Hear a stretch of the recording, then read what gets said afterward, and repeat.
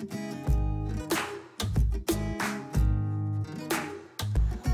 Assalamualaikum warahmatullahi wabarakatuh. Jumpa lagi. Okey, pada kali ini kita akan teruskan kepada ASK tingkatan 3 dan tengok apa yang kita akan belajar sepanjang tahun untuk ASK tingkatan 3. Okey, kita untuk ASK tingkatan 3 akan ada bab 1, bab 2, bab 3 dan bab 4. Okey, bab 1 konsep asas pemikiran komputasional, iaitu masa kita tingkatan 1 pun kita dah belajar. Okey, kemudian bab 2 perwakilan data, sama juga bab 3 algoritma dan bab 4 kod arahan. Okey, tapi ada perbezaan lah dari segi kod arahan apa dan sebagainya. Okey, jadi kita akan terus kepada bab 1 iaitu konsep asas pemikiran komputasional. Sekejap ya. Okey. Jadi sebab kita akan belajar benda ni, kamu akan gunakan untuk membangunkan atur cara. Okey, kita pergi satu persatu. Okey, apakah pembangunan atur cara? Okey, pembangunan atur cara ni kamu kena ingat yang ni wajib ingat.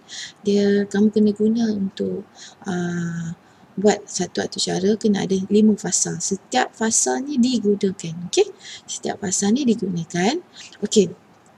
Sebelum kamu mulakan atur cara, kamu kena analisis dulu masalah. Apa masalah yang kamu nak sebelum bina kan, apa masalah dia? Contohnya kalau kata saya ada masalah nak bangun tidur. Okey, saya ada masalah nak bangun tidur. Jadi, saya nak kena selesaikan masalah tu dengan nak bangunkan satu atur cara bagaimana saya mudah untuk bangun tidur. Contohnya lah kan. Okey.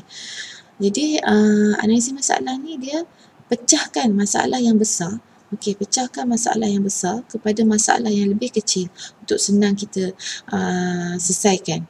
Okey, untuk kita senang kita selesaikan. Okey, jadi dalam fasa analisis masalah ni juga kita kena pasti masalah, apa yang kita nak gunakan untuk bina atur cara, apa keperluan sistem. Jadi apa sistem nak digunakan, semua tu dalam analisis masalah. Okey, dan kita juga kena pasti apa yang kita masukkan dalam input, apa dalam proses, apa dalam output, tu semua dalam fasa analisis masalah. Okey. Okey. Kemudian kita akan pergi kepada reka bentuk atur cara. Okey, jadi bila kita dah pecahkan masalah daripada yang fasa 1 tu, kita dah pecahkan kepada masalah yang lebih kecil. Jadi bila masalah yang lebih kecil tu kita kita camkan corak, kita mengecam corak-corak untuk mencari masalah tu, untuk mencari mencari penyelesaian. Okey, jadi corak-corak yang kita tentukan tu, yang kita telah camkan, kita kena buang. Yang mana tak penting kita buang, kita ambil yang penting saja. Itu untuk reka bentuk atur cara. Okey, dalam reka bentuk atur cara ni lah kita akan buat sudut, kita akan buat cetak alih, kita akan design interface macam mana kita nak buat. Ada home, ataupun ada start, ataupun ada end. Macam-macam kita boleh buat dalam interface. Okey, tengok apa yang kita nak buat. Okey, kemudian kita pergi kepada fasa pengekodan. Masa ni lah kita guna untuk kodkan atur cara. Jadi teknik yang digunakan, teknik leraian. Untuk kena pasti komponen masalah ketika kita tulis kod arahan. Jadi kita tengoklah bagaimana penggunaan pemelubah yang betul, kod arahan input, kod arahan proses, kod arahan output, formula yang digunakan, tu semua kita buat dalam fasa yang ketiga. Okey, kita tengok fasa yang keempat. Okey, bila kita siap dah kodkan atur cara, kita dah siap kod, kita dah rasa macam betul dah, kita kena ujilah. Kita kena buat fasa yang keempat, pengujian dan pijatan. Okey, fasa ni kita uji atur cara kita, kod arahan yang kita bina untuk pastikan kod arahan kita tu berfungsi dengan baik. Kita tengok paparkan output yang betul. Lepas tu kita tengok ralat yang digunakan. Okey, ralat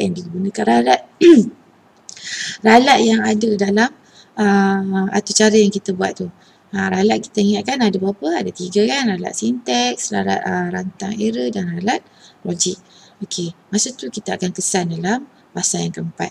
Kemudian fasa yang terakhir ni kita buat dokumentasi. Setelah kita dah buat, kita dah siap kita punya atur cara, so kita buat dokumentasi ada dua bahagian lah, dalaman dan juga luaran.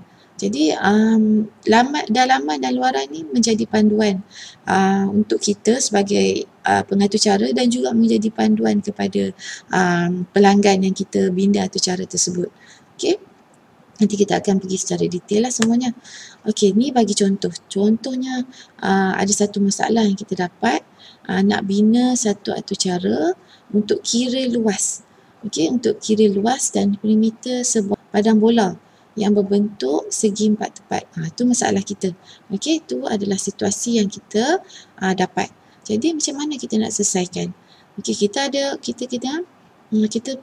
first kali macam kita yang pertama kita kena buat fasa 1 lah. Okey, fasa 1 kita tengok bagaimana soalan dia bagaimana untuk mengira luas dan perimeter sebuah padang bola. So apa yang perlu kita buat? Kita kena pasti dulu konsep asas computational yang digunakan. Okey, untuk setiap fasa ni dia ada, kita akan kena pasti konsep asas computational dia. Sebab baru kita dapat selesaikan benda tu. Setiapnya kita kena buat. Okey. Okey, untuk fasa analisis masalah, apa teknik yang digunakan? Fasa 1 ni apa teknik yang digunakan dalam konsep asas computational? Okey, first sekali adalah teknik leraian. Okey, teknik leraian maknanya kita pecahkan. Kita dapat masalah. Okey, masalah besar dia adalah bina atau cara bagi mengira luas dan perimeter sebuah bola sepak. Kita pecahkan kepada dua bahagian. Bahagian masalah kecil yang pertama dan masalah kecil yang kedua. Apa dia? Okey, first kali kita nak kira luas padang bola. Okey, itu yang pertama, luas padang bola. Okey, yang kedua, nak kira apa pula? Nak kira perimeter barang padang bola. Okey, jadi ada dua kita dah pecahkan dah.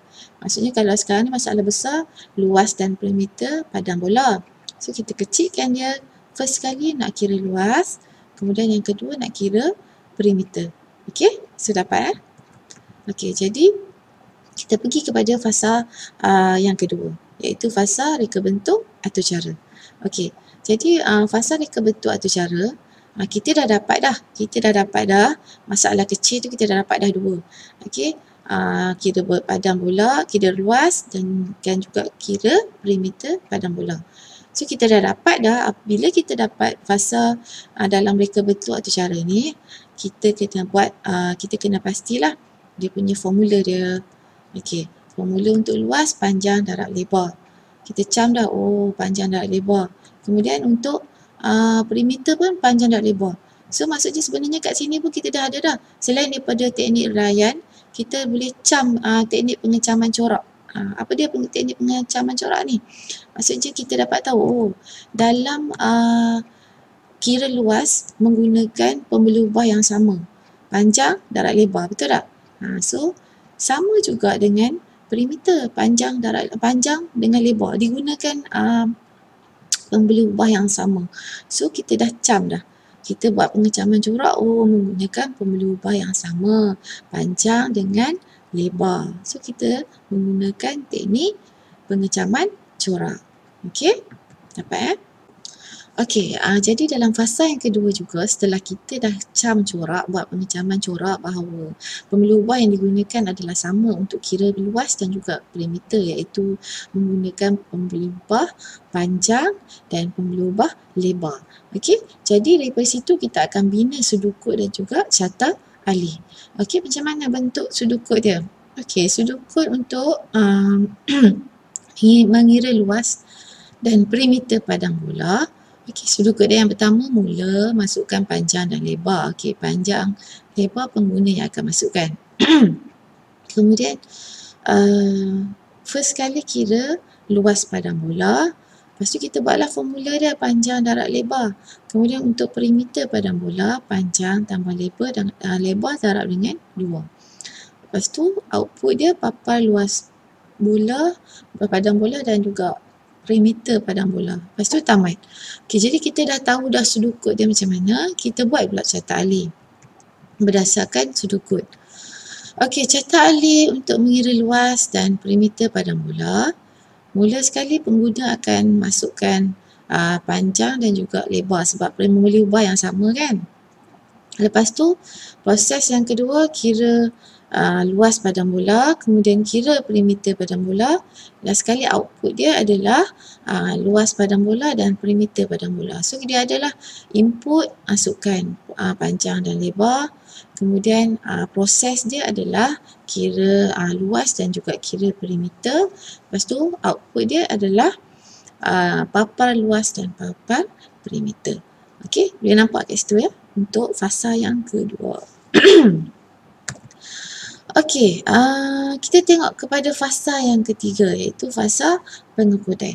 Okey, fasa yang kedua kita dah buat carta alih, kita dah buat sudut, kita dah tahu dah macam mana kita nak buat interface dia macam mana, kita dah rancang semua. Dan untuk fasa yang ketiga kita mula untuk buat coding. Okey. Okey, coding untuk pengukuran ni semasa fasa pengukuran kita boleh guna teknik derayan juga untuk kena pasti komponen masalah ketika menulis kod arahan. Okey, kita tengok satu persatu. Macam mana kita nak daripada masalah besar dia tulis kod bagi input, proses dan output. Okey. Macam mana nak menjadikan dia, pecahkan dia kepada masalah yang lebih kecil. Okey, yang pertama kita isytihar dulu pemula ubah dan juga pemalar kalau ada pemalar lah. Okey, kemudian masalah yang kedua input lah kan. Masalah kedua kita pecahkan input macam mana? Kita menulis kod input. Okey, kita pecahkan dia menulis kod input. Lepas tu kita pecahkan dia menulis kod proses. Dan pecahkan yang ketiga, yang keempat adalah menulis kod output. Okay, jadi kita boleh pecahkan dia dah nampak baru-baru lah kita nampak. Maksudnya mula-mula kita paparkan pemula ubah, kita letakkan pemula ubah dia. Lepas tu kita tulis kod untuk input, kita tulis kod untuk output, kita tulis kod untuk proses. Proses dulu baru buat output. So barulah kita tak nampak macam buat sekaligus, kita pecahkan, kita leraikan dia supaya senang untuk kita buat sesuatu coding. Okey, ni contoh dia. Okey, contoh dia untuk input dulu. Kita tengok contoh untuk input, coding untuk input. Panjang sama dengan float sebab dia ada perpuluhan. Float masukkan panjang, lepas tu lebar pun sama, masukkan lebar. Okey, itu untuk input. Okey, untuk coding untuk input. Okey, kita pecahkan satu-satu. Kemudian coding untuk proses. Okey, proses apa formula lah kan? Selalu formula lah.